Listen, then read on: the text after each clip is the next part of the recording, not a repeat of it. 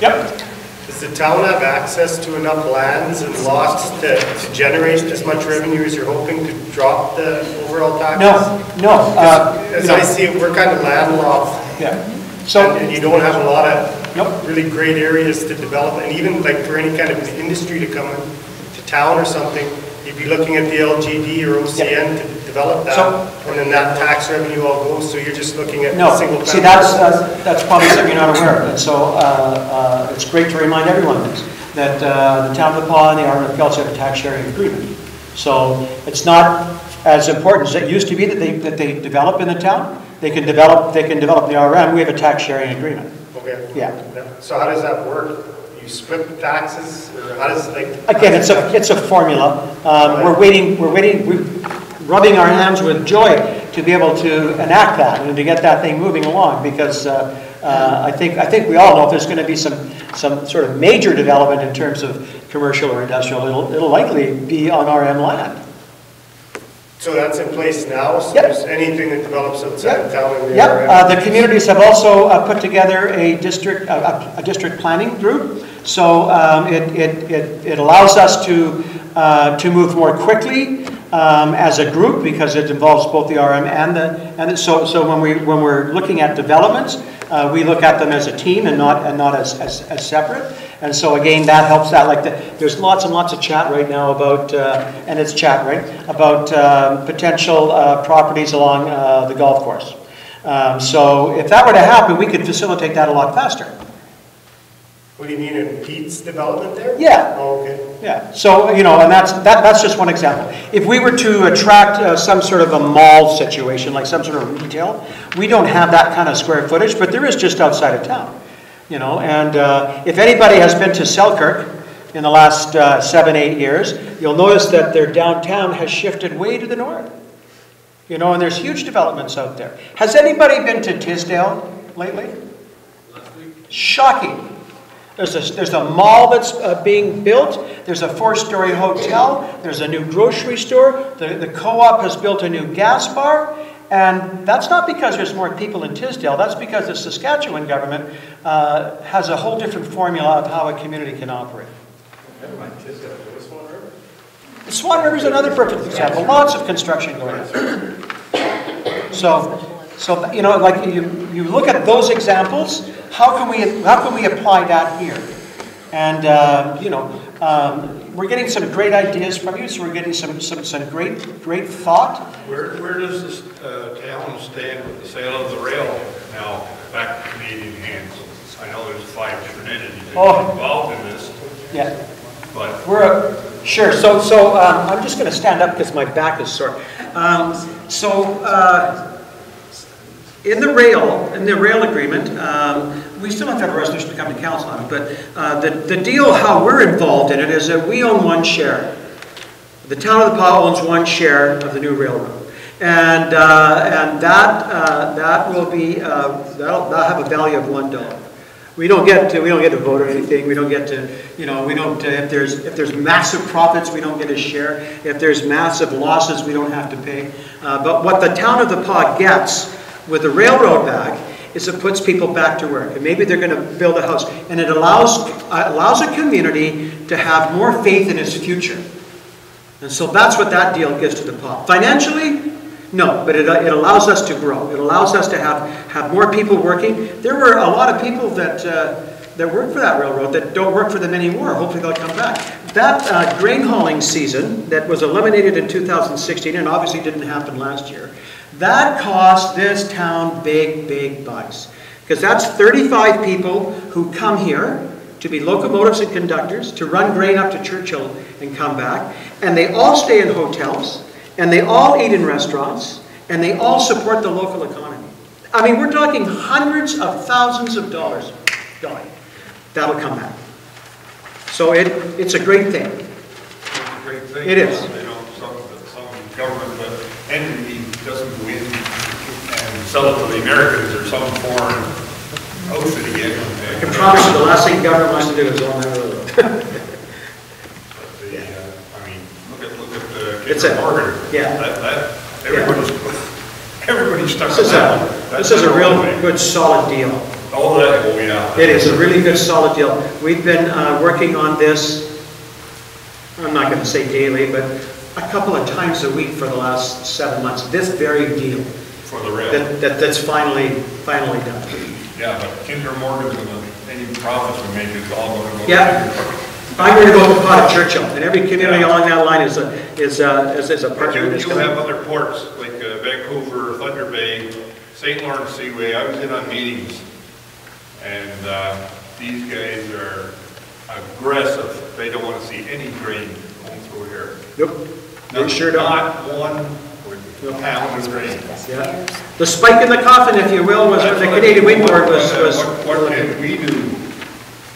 Well, one of the major partners in this new venture is a company called Fairfax, and so this company owns another company called AGT Foods. It's like the Warren Buffett of Canada, and so what they do is they're very, very big into pulse crops like soybeans, peas, lentils, that sort of thing, and so they need to get their product to market, and their market is Eastern Europe.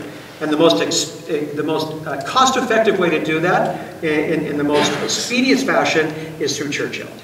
And they're a big outfit, and so if they have to buy a railroad to do that, that's what they've done.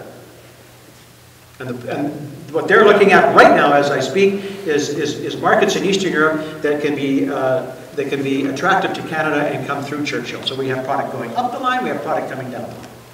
So your point, Jim, with railway, the properties that were associated with the railway, the assessment values for those properties, as this industry develops, will increase. That's part of our commercial tax rate, so it's going to be good for business. Yeah. But on the industry attraction with the railway deal, there may be an inland terminal that comes to the pod. There's going to be transport that are going to come, and that's going to drive the economy. Sure. And those are pluses. And I guess when you talk about growth, that's the kind of stuff that we want to see here in the community. Yeah. So I think it's a huge thing for the community, and it may be something that helps us turn the corner here to get the change in this. But The potential for warehousing, just as a holding spot for things that come into this area that are going to go up that line, they need to be housed in certain areas. So, you know, the opportunity for warehousing has never been better. Never been better. So it's growth. It's growth. It's how do you eat an elephant? Well, you do it one bite at a time.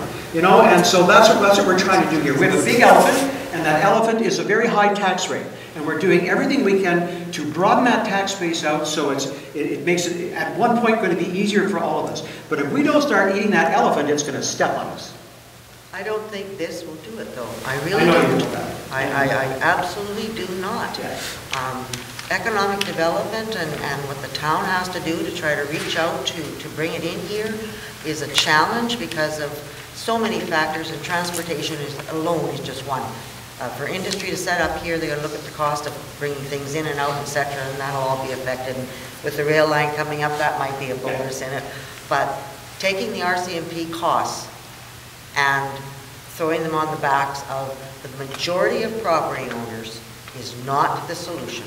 The benefit is to those higher end groups, and if they're somebody wants to build an apartment building, they've got however many units in it, and it's going to cost, if we don't implement this, it's going to cost them an extra $7,000. They can distribute that somewhere, and I truly believe that. But you can't do that to the people who live in a home. They don't have that additional income to find the money to pay those additional costs. It's not there. Business and industry, it looks like a lot on the paper, but when you're looking at multi-million dollar businesses and industries, that little bit of tax savings is going to mean nothing to them.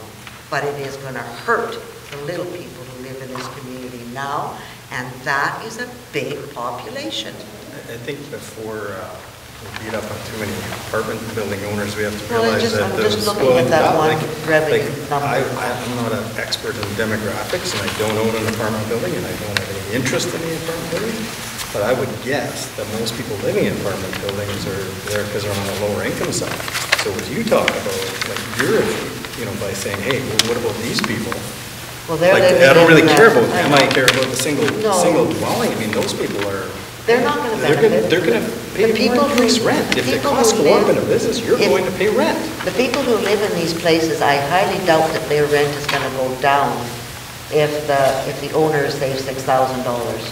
So they're not going to, it's going to be mute for them. How many apartment Well, blocks the have truth you of built? the matter is, when that building caught on fire there a couple of years ago, I think that was the largest apartment building in town.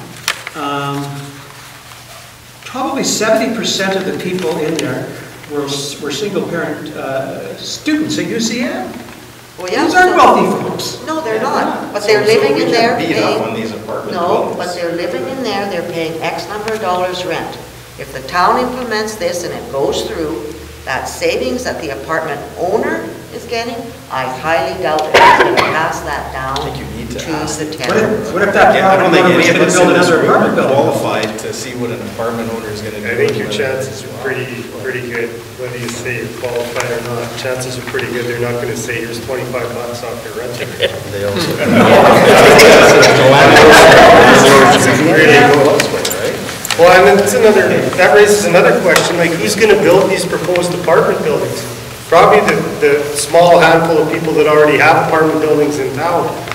So, I just don't see how that, it's not like you're attracting someone else from somewhere to start building apartment buildings, like, You there's will only when so new many industry people with so comes much in. revenue in town to actually do this. Stuck with another.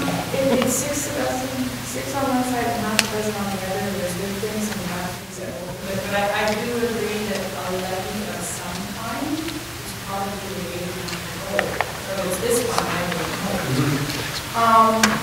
And, you know, maybe Val's right, yeah, the apartment owner is gonna save some money, maybe the per dwelling thing, like the law was saying, is an option, but what we're allowed to do within the realms of our laws. And what Murray's saying is right, like you have your apartment owner, what is he gonna do with that money? And let's be honest, we have some property, some really savvy property owners in town for apartment buildings, and maybe they are gonna use that to invest in another piece of property, because we need them in town. My question is, you know, when we were back talking about this in the spring, I had heard that there's a whole host of methods for doing levies, and we're doing it on a per property basis. What other methods were there? And did we look at them, or did they just not fit us? What other methods were there that we could have done? They're actually documented in the municipal act. There's 4 or 5 different options. Frontage, you can do roll numbers. It's in the municipal act, scroll, it's on the internet. Well, I don't want to go on the And you internet. know what? I want to ask. As a council municipality, we're going through the same process. Our first 3 service levies that we did were really successful. They met with some resistance, but you know what? It's working out. Okay? And that was recycling, fire protection, you know. and But they're recreation. mostly on a property. Almost all of them And step they down were to buy property. by order. So this one is something a little bit different, but you know what? I would agree with you. I mean, we've got to do something. We've got to change the way we're doing business here. Even looking But at- it's to find the fit Yeah. that's going to look after and respect our pensioners, that's going to respect business owners, because we've got to find that mix that's going to get the balance, that's going to be good, that's going to drive business here, okay?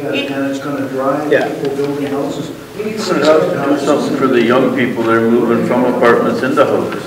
Otherwise, why would you move into a house? If it's gonna change what you have to pay by that much, why would you move into a house? You stay in your apartment and keep paying your rent. And then looking at what Murray's saying and attracting professionals, you have a $300,000 house, it's only it's only giving you a break of $300, so you're still paying $6,800, and we still have to find ways for those property values, or for those tax values to come down, because we still will not track the professional at $6,800. Yeah, but this isn't, okay, we're going to do this and say, This okay. isn't be our only solution, right? We still have to look. We have to start. I guess that's my point in all of this. We have to, at some point, we have to start. Is it the be all and end all? Is it going to fix all of our issues forever? Not a chance. But it's a starting point. And so, I mean, we could be here till 10 o'clock. I'm fine with that. But, Margaret, you had your hand up? Yeah, I did. Okay. So, I'm going to get off the apartment dwellers, because we're all stuck on the apartment dwellers. And I'm listening to everybody here, and I've heard it about the taxes going up and how much you can afford. And I love the Po. I plan on staying here. But I think the Po is nice. We need to clean it up a little bit, but that has to involve everybody in this room. Driving down Cathedral, I'm sorry, I drove down Cathedral. There's some pretty nice houses there. Everybody keeps it up quite well. We have a nice looking town. Attracting businesses, I'm a business owner. This has been my worst year ever. So now what we gotta do is look and see what we have, and maybe we can clean up our downtown. I would like to have more people come downtown. I'm gonna jump all over the place, I'm squirreling. Online shopping has hurt everybody in town and a small business. My taxes are actually gonna go up. My revenue is going down. Mr. Jim, how much is my property worth right now? $49,000. It's not worth nothing. I paid a whole lot more for it. We have to look what we can do for ourselves. Now, walk down the streets. I want everybody to come downtown. Do we want to come downtown? No. What we have to do is lower our police costs, and our police costs are on the rise of what we have in our town. I'm not singling out a minority of people. There's been some stuff coming to town that is not very good. We have the marijuana going to be legalized now. That's going to increase our police costs. So what we got to do? We have to decrease our police costs. We all have to come to the street, say, okay, I want you to come to my shop. I want you to come to the shop next door. I want you to come to the shop across the street. But I don't see anybody there because we're scared to come downtown. So the more you come downtown, the more safer you can be. We're prettying it up. I bought 5 planters this year. Next year, we're going to do 20 more. And I'm looking for every one of you in this room to come help me and pretty up our downtown. And that will entice somebody to open up another business. We don't have to all be millionaires. I'm a 100-aire. But if we have this little shop, that little shop, that little shop, then we'll grow. Little by bit, like Jim says, take a bite out of an elephant. Well, I'm looking at a mouse. But if we all, no, really, but our downtown used to be booming. We always used to come downtown. You don't see anybody walking, they're just driving. Vroom, vroom. So I said, like I'm squirreling, we're not all rich in the town. Right? We're not all, I'm not a millionaire. But let's give back a little bit, and maybe just an inch by inch, we can improve our town. Join a committee. I've had a wonderful time this last 4 years. Absolutely wonderful. It's been a hard job, wonderful. But join the COPP. They were looking for all new people. They can walk downtown. And we had the meeting here a year ago or something like that. And people said, well, we need a security, COPP. Well, we have it. But we need people to join. It's wonderful. It's camaraderie, right, Jim? We have a good time. We could do the speed watch. We have fun. This is a safety issue. So when we're out there, you might think, oh, there they are again, a bunch of old people watching the speeders go by. But us old people are sitting there when we're making that young hoodlum and say, you slow down. This isn't where you speed. And the more we're out there, the more people we have, the more safer it will be. We have a beautiful community. We just need to, everybody get together a little bit more. And that's my speech. And that will help. Hopefully, that'll lower our police costs, bring the smaller businesses to town, bring people together, and hopefully it'll work. And then these little, like I really believe, if you have a business that comes to our downtown now, I don't care if they're going to come downtown, they are not going to open up a business.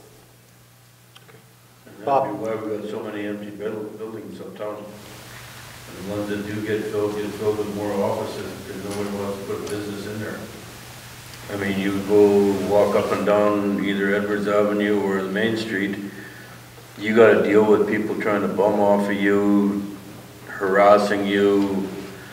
You go to the old folks home, the high rise, I took it as my personal mission lately to start kicking everybody out of there, because I feel those poor people that live in there, they were the ones that built this town around us. Now they're retired, they're stuck in an old folks home, and they got to deal with coming out the door and dealing with drunks, passed out on the sidewalk, begging them for money, intimidating them for money, fighting in their doorway. And this is all up and down Edwards Avenue and Main Street. And so many people blame it on the liquor store, but it doesn't matter where the liquor store is. What matters is that we are allowing it, the police are allowing it, everybody's allowing it and just driving by and walking by and not doing or saying anything. So like I said, I take it as a personal mission lately that I do something about it. I cleaned up Edwards Avenue one day. I cleaned up beside Giant Tiger. And I don't mean just the garbage on the streets. I made those people that are putting the garbage there come and help pick up their garbage and put it in the trailer. But if we could fix up and clean up our streets in the uptown area and get those people off the streets bothering people and fix, I mean, the potholes is a big issue. I don't know what it costs to fix a pothole, but you talk to other people that drive up and down, they go, my God, what happened to your streets here? You go to any other small community or medium-sized community, and their uptown area is probably their nicest looking area. Our uptown area isn't. There is nothing that appeals to the general public going through to say, come here and open a business. To me, it should be, if that's Bob, what we want. Sorry, Bob, and then we'll go back. Sorry, Bob, yeah. How much did we pay the consultants for this levy proposal? Way too much. Not that much. 25,000, I think? No. This last one I did. It was like 5,000. Yes, it was. Let Graham answer that. It was like It's more than $100 is too much. I think the original one that was done a few years ago that you kind of saw in the fall there, that was, it was around $2,000 or $3,000. This one I did, it was just, I work here, so it cost you nothing. I thought they were more. Yep. Instead of policing cost issues, have you guys looked into anything like they do in Thompson with people designated to handle public drunkenness and stuff like that, loitering? You know, they're, what do they call them, special? They have community ambassadors. So it's interesting, just a real quick lesson. The city of Thompson, who has 3 times the population as the PA, and probably 80% more issues in terms of policing than we have here. Their police station is Thompson's old city hall. Thompson owns that building and they rent it to the RCMP. Right? So, and that's a pretty big detachment there. This Flin Flon, the RCMP work out of property above the fire hall. And they own that building and they rent that to the RCMP. And so now the new formula with them going under the 5,000, they're going to actually be able to get more money than they were before.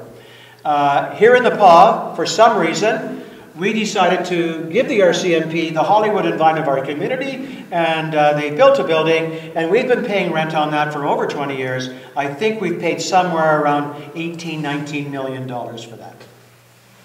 And so the city of Flin Flon, with less than 5,000 people, They get big bucks from HUD Bay as grants in lieu of taxes. Big bucks, millions. In Thompson, Valley contributes gobs of money towards the operation of the city of Thompson. It was only in the last 5 years that residents of the city of Thompson actually got a water bill. It was all subsidized. That's all disappearing. Okay? So here in the PAW, we've learned that lesson. Like we're tougher on the street than these other guys are. We're a little bit more diversified, right? We've got a strong enough agriculture community where the co-op is looking to invest into it. We've got a wonderful lumber industry, a paper industry where there's obviously some major investments in there. We've got an excellent healthcare facility that we need to attract some doctors, and that's another housing issue.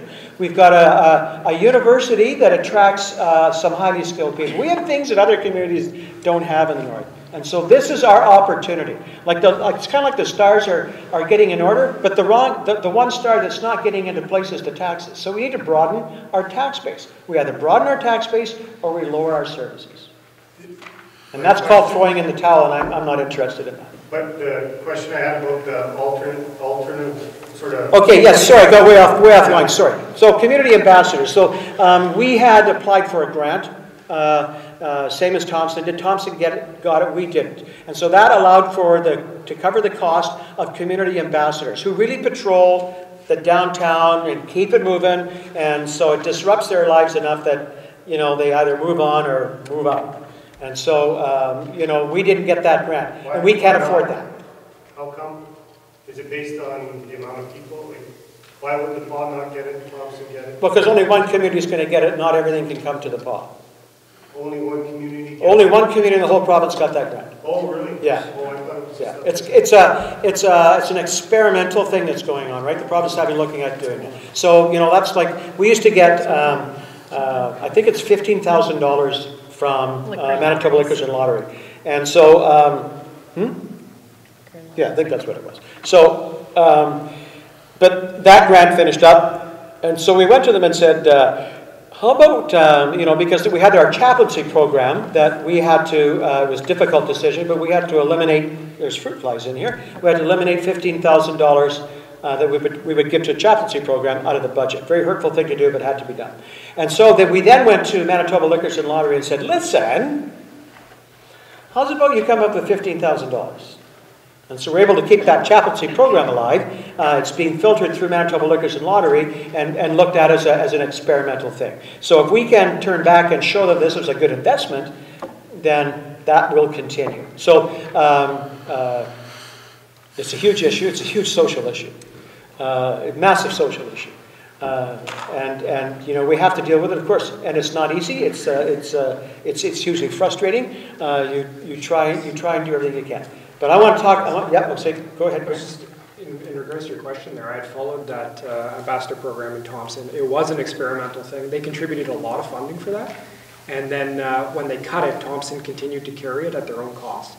Okay. So that funding is not available at all right now. So does it reduce their police costs or anything, or not really? It just sort of shifts it? I don't think it changes it one It represents an additional cost on taxpayers. Because the money they got on that program, they had to bring people in to put them in cars and all that kind of stuff. Because of their formula, they're paying that policing cost anyway. It doesn't come down, right? You're still paying it plus this now. And we did have the bylaw enforcement officer position, which was kind of similar almost to the community ambassador to try and deal with those things. But the problem is finding somebody who wants the job, right? So that position sat vacant for a very long time. We had a couple of people who went through the position. The first person, I think, was a former RCMP member, and he was our first bylaw enforcement officer. And then it's one of those jobs that takes a special person really to do, because it's a job that not a lot of people want, and it's a very thankless job. So that's one of our issues, is finding somebody who is willing and wanting to take on that sort of burden, if you will. That position's still in your budget? Yeah,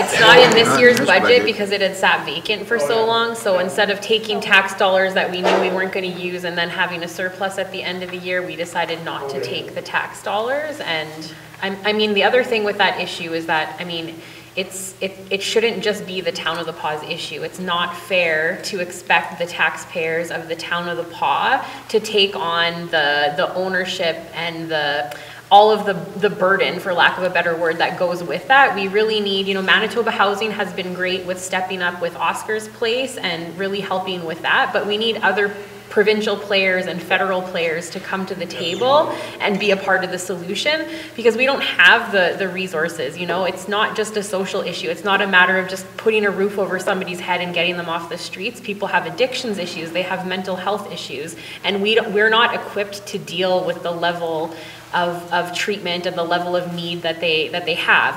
We have a wonderful team who works out of Rosaire House, but it's a 30-day program. So if you're somebody who's been struggling with addictions for 20 to 25 years, you have no place to go to dry out in order to take the 30-day program. After 20 years, 30 days just isn't enough. And then even if you successfully complete the program, what is there for you when you complete the program? You kind of have a family or a friends and almost like that support group, but unless they're all willing to make that change or all kind of do it at the same time, there's no dry housing for you to go into afterwards, and other communities do have that, and they're subsidized by the provincial and the federal government. I was going to ask, have you guys approached the federal government about any kind of stuff like that? They hear about it all the time. The provincial and federal government, when we meet with them and they ask what are the issues and where can we help, that's almost always number one. We say this is an issue, this is kind of what we think we need to combat it, but it's another huge elephant, right? So yeah, like transitional housing and stuff, there's nothing like that. Transitional housing, treatment, mental health is a huge one. The NRHA, they're lacking in that department. They don't have all of the positions that they have filled. They have problems recruiting people to come here, and then they expect those people to carry a very heavy caseload that's just not realistic, because we're a regional center, right? We don't just serve people from the Paw, we serve people from all over. So it's a huge issue, and it's one of those things where, I wish I had the solution, but unless we get all the players at the table to contribute, again, I don't think that it's fair that the burden and the ownership should go on the taxpayers of the Town of the Paw. So nothing federally then? Not that I know of. Give you guys a lot of times with grants from levels of government, it's not they give you a bunch of money and solve your problem. It's they'll give you some of the money, but you have to put in money too, and so that's an additional tax cost and whatnot. So over time, you look at it and say, can we afford the additional thousands of dollars to invest in that so we get an equal number of dollars or a third of it? Yeah, here's 50 cent dollars, and aren't they wonderful? The only problem is I don't have the other 50 cents. That's right. The other thing with regard to the homeless issue and the problems on our streets is over time we've quit using them. We quit putting in businesses and drawing people downtown. So gradually, when you don't use something and it starts to turn into areas that are, for lack of a better word, kind of like a ghost town, other elements move in and use it because it's there and nobody else is using it, so what's the harm, right? Well, unfortunately, those that are still there and those that have businesses there, they suffer the initial brunt of that. But we have to look at how do we change the attitude, how do we invest? This town, our roads were mentioned. Some of the services we have that haven't been maintained, well, the way they should have been maintained is through taxation. But if you kept your taxes down, you gave up some very, very important infrastructure issues and whatnot. Now we're in the dilemma of going forward. How are we going to get those problems solved without additional taxation? And nobody wants to do it. It's a catch-22. There's got to be a plan. There's got to be a way to move it forward, but I don't think anybody here has that yet. And if we don't, part of it is the attitude I think we've developed over time because often we pay lip services to the great community we live in, but then we turn around and complain at coffee about all our problems. And that feeds back into, well, why does that stranger from out of town want to come here and buy a house? Well, maybe they met somebody that spoke badly. So sometimes we just have to change the dialogue, change the language we use about our community, and then try to encourage people to buy those houses. Selkirk was mentioned. One of the big things that Selkirk did was they went after the infill lots in their community, because they had lots like us. They had lots of either unused lots, old lots with old buildings, old houses. They had to go in and promote and get them to rebuild, get your tax base up by doing that. It's limited in land, but it's already pre-serviced. Your infill lots already have sewer and water going by them. Those are less expensive to develop and increase your tax base than going out on the perimeter and building new lots and putting in all new underground infrastructure. That's a very costly factor, as we found out in the roads. And I don't know whether the infrastructure that we built in the last 50 years will last as long or as well as some of the other stuff that was built 100 years ago. And that's part of the problem. Some of our construction isn't up to the same standard as the old stuff was. Some of it just doesn't work out. Just anecdotally, you mentioned like that infill, Flin Flon, who has a levy, I could do business up in Flin Flon, and you can see a lot of the older derelict type places have gone down, they get torn down, and you're starting to see some infill. So, yeah, you got ours. That whole problem with small lots is like, and Crystal mentioned like at meetings about, you know, nowadays young people, we talk about young people and getting in. Well, if those small lots became available to buy and design and build your small house that fits your first home needs or whatever at a reasonable cost that you can afford, well then those things can start to happen. But that's all part and parcel of a promotional and building program. And that's working with businesses in your community, whether it be the real estate business, the construction business and whatnot. What can we do to help them promote and get some development going on? If that, even just getting more infill housing done, that has an impact on looking and showing people that you're growing again as opposed to dwindling. Sorry, my point was, Brian, that Flin Flon has put in a levy that's already happened. Right? Those infill has already happened. The derelict places, like you drive around Flin Flon, you see it's starting to happen.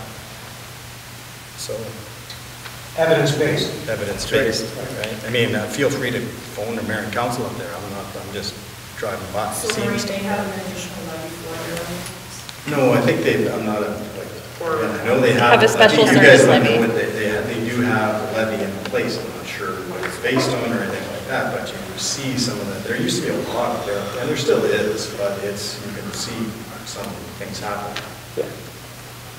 And good on the city of Flin Flon, because in 2015 they refused to strike a budget until they cut a deal with the province on being able to look at in terms of flat taxes and things like that. And so, you know, they weren't successful in getting a flat tax, but they were successful in getting the levies in place, because there was another community that everybody had left the community. They just didn't leave the area. They just moved out, take advantage of lake lots, you know, all that sort of thing, and substantially lower taxes.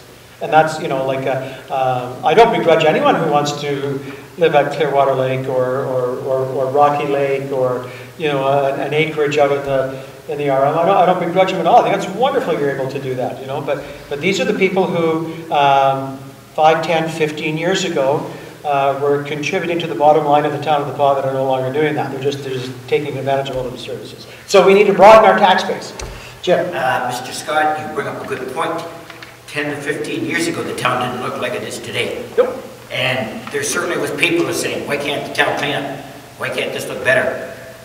Well, what's going to attract them to live in the town or stay in the town? If it's a mess, they go to Clearwater Lake, it's pristine and beautiful. Yeah. So why would they want to live in the town? The How is issue this levy going to get them to live in town? Yeah. Yeah. How's it gonna do it? Well, the thing is though, is that most people, you know, if they're honest, they'll say, you know, the town of Paul probably stopped experiencing any kind of significant growth probably 10 or 15 years ago. And you know what we did about it? Nothing. And so it's time to do something. Right. So that's Ivan. Just one more point, sir. Yeah. If it's your backyard, why wouldn't you clean it up? So you're thinking the town of Bot doesn't deserve to be cleaned up? Wouldn't you think you'd want to do that to make it look better and more attractive to people and not put an increased levy or tax on it? Well, I would think anybody would want to clean their backyard. I don't understand why they don't. So why isn't it done? I'm sorry? Why isn't the town cleaned up? Why isn't the town cleaned up? Why is it not being done? Why is it not being cleaned up? I think we're extremely efficient with the dollars that we have. We have, you know, we hire as many people we can over the summer to make sure our parks are cleaned and the grass is cut. We are spoiled with our snow removal on sidewalks. We have tremendously great snow removal. We have, you know, like, I mean, you can't just say, well, you know what, I'm just going to find another 100 people just to do yard cleanups and park cleanups and stuff like that. Like, I mean, that would be great. And I would do that in a flash, but that's just, you know, it's unrealistic. Yep, Ivan. You said you did nothing as town council. That is not true. You said we don't have any place for people to build. So we got to develop lots to build. I'm paying taxes on Wood Acres 2 that was developed, and they've given away at a fire sale price. And now the same thing's going to come up 3 years down the road. Oh, we can't get anybody to build houses, we got no lots. So. Good point. Just want you to know that those lots on that fire sale will generate in 1 year in taxation tremendously amount more money than it ever did. Just sat there growing weeds for year after year after year, and everybody sees it on their taxes year after year. Wood Acres 2, Wood Acres 2, Wood Acres 2. Good news is that next year's your last year for Wood Acres 2. Don't come to me and put another Wood Acres 3 on my tax bill, because now all of a sudden we don't have any lots and we can't develop anything in town because, well, we have no place for them to build. You're landlocked and you give away lots, and they're going to be the lower end houses. Some people bought them to build on and rent. So I don't think you... I don't have any of that knowledge. Anybody else? You're going to have to figure a way to cut this back for tomorrow. I only got 1 hour. Why is that land still vacant across A and B and right beside the post office? We don't own that. That's not our land. We don't own it. It's not the town's. Then something should be done there too. It's not our land. Don't put it all on us. But that's not our land. We can't tell people what to do on land with we don't know. Well, then they should give it up.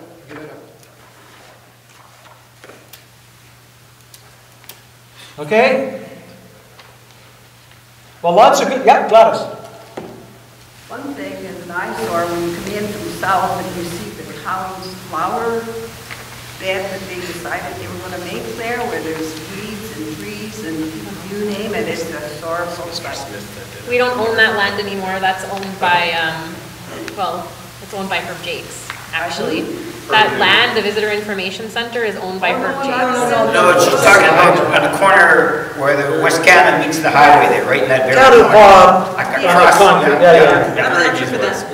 Good, because it's been a green space for a long time. Oh, actually, we have a group started, so you're third on the list to come help lead it. I will. I Okay. like gardening. I will give you a call. You need something like that in the town, like you should I have. have, there's me and Kathy, and she's got a few other people. I don't think, that why don't you talk at a time? Let's let Gladys finish. Well, like I said, you need to start a committee, but don't pick on the 80-year-olds to go out there. Please. You got young people. Don't pick on the 80-year-olds. Yep. But sorry, we know everything. We know more than they do now in gardening, so we got to do it. No, I mean with the gardening. No, that's what I'm saying before. If we kind of band together I'm not gonna say we can fix the big things, but we can start doing the little things, and that's gonna make a big, big difference. There used to be a horticultural society in town, and I don't think there is any anymore, but that doesn't mean that we can't do anything. Oh, there's nobody doing that. So, you know what? Go there. Once a week, I will go out and pick the garbage. And then I'll see somebody, you have Larry. He goes out and cleans the backyard. I was gone for a week, came back. I didn't pick the garbage today, I was too tired. But if everybody does just a little bit, that will brighten our downtown a little bit more. We have a nice younger generation coming in. I'm going to spout off on the spray park, that committee there. They've worked very, very hard, and they made it happen. It's a group of young people, so we've been teaching them well. So what you need is the young people yeah. out there. We did our duties already. Yeah, I did. And that article that Murray Harvey wrote in New Castle Times is so true. Because I rode around after to look, and it's so true in our town. It's a mess. Weeds growing all over the place. Well, I think he was referring to people's private properties. No, he wasn't. Well, that's what I took, but anyways, because I was kind of offended and I thought. See where the stores are, they've got weeds growing out of the sidewalks, where the parking meters were, there's weeds growing out of there. Yeah. So I see a committee of young people. Hold them. And we'll go to Brian for the wrap-up. Just one more. How much longer are we in this horrific deal with the RCMP? I think we have about another 14 years left on this one. 20-year deal, isn't it? A 30-year deal. Oh. So we had 2 weeks to decide on it, by the way. But we get no choice in like the next argument. All you can do is you can have your own municipal police force, which costs substantially more. We did look at that. No, I'm just curious. It's Yeah. like you said, Thompson doesn't flip her, now they're building flip Yeah. If our population decreases in 2021, maybe we'll see a change. So if we're releasing that building and we're the ones paying the lease on it, would we not be able to cut back on the actual RCMP and come out with town police? Oh, it's a wonderful formula, so It costs more though. fewer people that you have working in the building makes your rent go higher. So, cutting back costs in terms of people power just makes it get even higher. It's just unbelievable. And we did look at the cost of having our own, like, community police, like, you know how Winnipeg and Brandon have, like, their city police, and then they also have RCMP. Yeah, so we did look at that, and it just makes our costs go up, like, it almost doubles it, unfortunately, because like Jim said, so we would then have to pay more rent, which I know doesn't make sense, but... Makes no sense. It's based on square footage. Yes. Yeah. We should all lobby the federal government to sign the building over to the town for $1, and then it would help the cost some. Yeah. That might be more productive than a levy. You're singing from my song sheet, man. Okay, anything else? Well, you're good people to come out tonight. Thank you very much. And like I say, this is not something that's going to be all finalized by Thursday, okay? We're going to meet again tomorrow at noon. And then we as a council are going to study this and see what we learn, see what kind of changes we can make if required. And we're going to grow our community. And we're all going to have to do it together. Fair. If you think it over, try and make it fair. Yes. Yes. Yeah. But no pain, no gain. So that's what I always say. Okay, thank you. Oh, this YouTube, yes. This We meeting? recorded this meeting. Okay, this meeting will be on our website and YouTube, when, tomorrow at some point? Tomorrow morning, I'll have it here. Have it here. Okay, good. Girl can upload it. Okay, thank you, everyone.